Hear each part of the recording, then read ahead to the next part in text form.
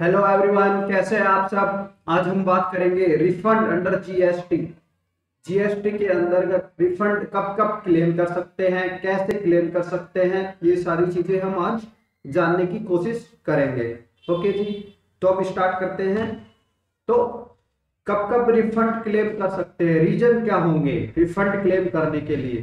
तो सबसे पहला केसेज आया हमारे पास, एक्सेस बैलेंस है हमारे पास, electronic cash ledger. Cash ledger में हमारे पास बैलेंस पड़ा हुआ ज्यादा, हमने डिपॉजिट करा दिया था ज्यादा, तो उसे हम क्या कर सकते हैं, रिफंड क्लेम कर सकते हैं। क्या, जीरो रेटेड सप्लाई की है, रॉन्ग टैक्स, ठीक है जी, हमने गलत टैक्स डिपॉजिट कर दिया, तो उसका भी हम क्या कर सकते हैं, रिफंड क्लेम कर सकते हैं। इन्वर्टेड इन्वर्टेड टैक्स स्ट्रक्चर, मान लो परचेज पर जीएसटी ज्यादा है और सेल्स पर जीएसटी का रेट कम है, तो उस केसेस में भी हम क्या कर सकते हैं, अपना जीएसटी रिफंड क्लेम कर सकते हैं। डीम्ड एक्सपोर्ट कर रहे हैं तो भी हम जीएसटी रिफंड के लिए अप्लाई कर सकते हैं। मर्चेंट एक्सपोर्ट, क्या, merchant export should be under the cover of LUT. Merchant export क्या हो रहा है, एलयूटी के अंदर किया जा रहा है और जीएसटी पे कर रहे हैं उस पर 0.1% कंसेशनल रेट से हम जीएसटी पे करके क्या कर रहे हैं, मर्चेंट एक्सपोर्ट कर रहे हैं एलयूटी के अंदर, ठीक है।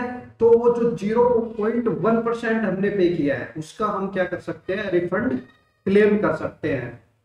कैजुअल और एनआरटीपी है, नॉन रेजिडेंट टैक्सेबल पर्सन, इनके लिए केस में क्या होता है कि ये रजिस्ट्रेशन के टाइम क्या करते हैं, एडवांस टैक्स डिपॉजिट करवाते हैं जीएसटी का, और उसके बाद में इनकी जो एक्चुअल लायबिलिटी है उसे हम कंपेयर करते हैं, तो उस लास्ट में जो अमाउंट बच गया एक्स्ट्रा, तो उसका क्या कर सकते हैं, ये रिफंड क्लेम कर सकते हैं।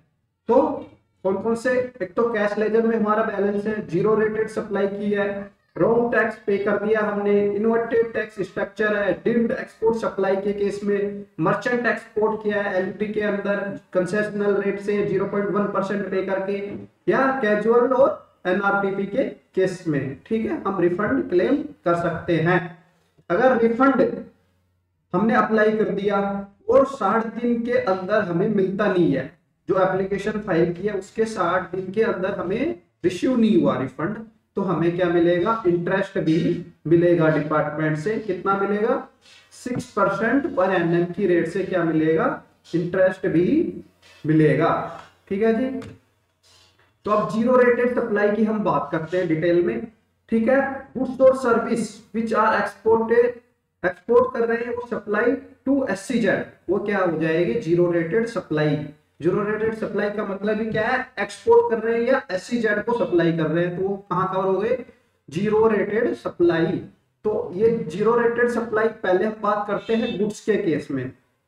तो गुड्स के केस में एक तो क्या हो गया, हम पेमेंट करके आईजीएसटी का, और एक विदाउट पेमेंट करके कर सकते हैं, ठीक है। एक्सपोर्ट कैसे कर सकते हैं, तो या तो एक जीएसटी पे करके आईजीएसटी, और एक आईजीएसटी पे नहीं कर रहे, हमने एलयूटी या बॉन्ड फाइल कर दिया है एक्सपोर्ट करने से पहले, ठीक है। अगर जीएसटी आईजीएसटी पे करके कर रहे हैं तो क्या क्या कंडीशन, एक तो सप्लाई क्या होनी चाहिए, आउटसाइड इंडिया या एससीजेड को, ठीक है जी। टैक्स इनवॉइस बनानी पड़ेगी हमें विथ आईजीएसटी पेमेंट, क्योंकि विथ पेमेंट वाली बात कर रहे हैं तो आईजीएसटी पेमेंट की बात करेंगे। ऑन शिपिंग बिल में क्या करेंगे, सेलेक्ट करेंगे supply with payment of IGST. जो शिपिंग बिल फाइल करेंगे उसमें भी हम क्या करेंगे कि हमने जो जीएसटी की है वो विद पेमेंट की है, ठीक है।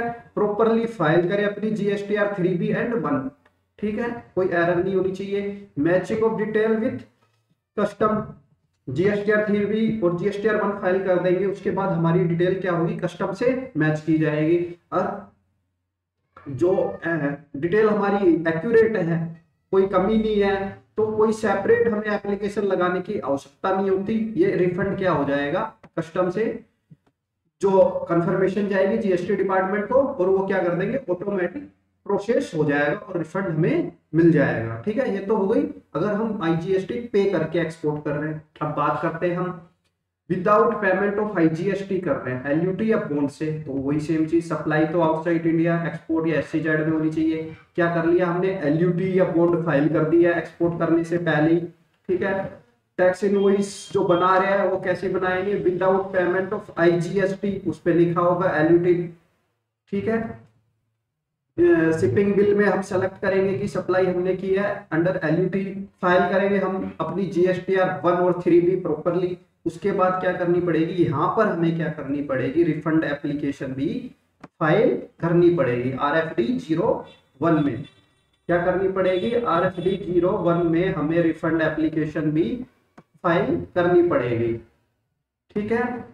अगर पेमेंट करके करते हैं तो हमें कोई सेपरेट एप्लीकेशन रिफंड के लिए लगानी नहीं है, और विदाउट पेमेंट ऑफ IGST करते हैं LUT बोर्ड के अंदर तो RFD 01A फाइल करना पड़ेगा। अब हम बात करते हैं एक्सपोर्ट ऑफ सर्विस।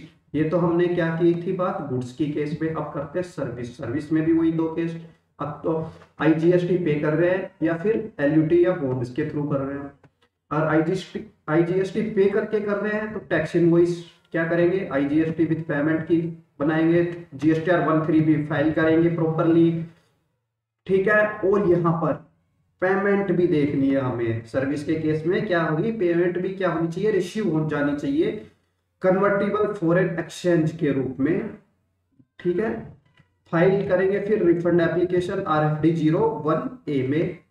कब कर सकते हैं ये रिफंड के लिए एप्लीकेशन फाइल, ओनली पेमेंट जब रिसीव हो चुकी है हमें, ठीक है। कन्वर्टेबल फॉरेन एक्सचेंज में पेमेंट मिलनी चाहिए, और पेमेंट मिलने के बाद हम रिफंड के लिए क्या कर सकते हैं, RFD 01A फाइल कर देंगे।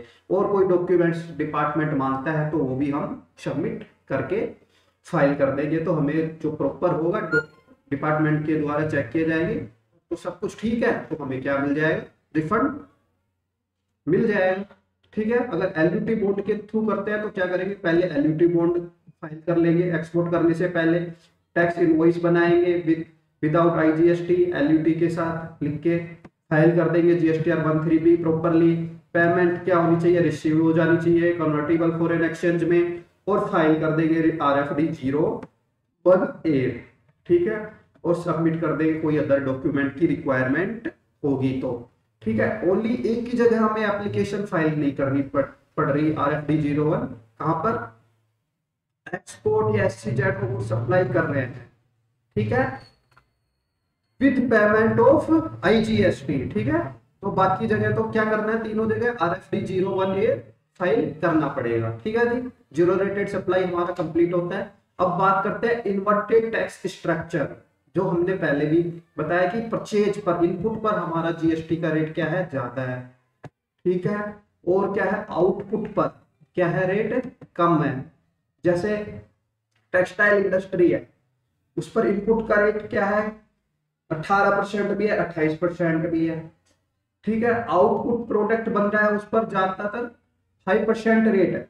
तो क्या हो गया, जो डिफरेंस हो गया तो उसको क्या कर लेंगे हम, रिफंड के रूप में क्लेम कर सकते हैं। तो रिफंड अमाउंट कितना क्लेम कर सकते हैं, ओनली वही कर पाएंगे जो इन्वर्टेड टैक्स स्ट्रक्चर के अंदर आएगा। तो turnover of inverted rated supply of goods and service, ठीक है। जो इन्वर्टेड रेट वाला जो है गुड्स और सर्विस, उसको टर्नओवर ले लेंगे हम, उसको क्या करेंगे, मल्टीप्लाई करेंगे नेट ITC, ठीक है, डिवाइड कर देंगे adjusted total turnover, total turnover से क्या कर देंगे हम, उसको डिवाइड कर देंगे, जो अमाउंट आएगा उसमें से जो टैक्स पेबल है, जो टैक्स बनता ही था, पे करना था हमें, ठीक है, वो माइनस कर देंगे। तो जो बाकी बचेगा तो वो क्या हमें मिल जाएगा, रिफंड के रूप में क्लेम कर पाएंगे। ओके जी, thank you so much, like and subscribe for more update, thank you so much.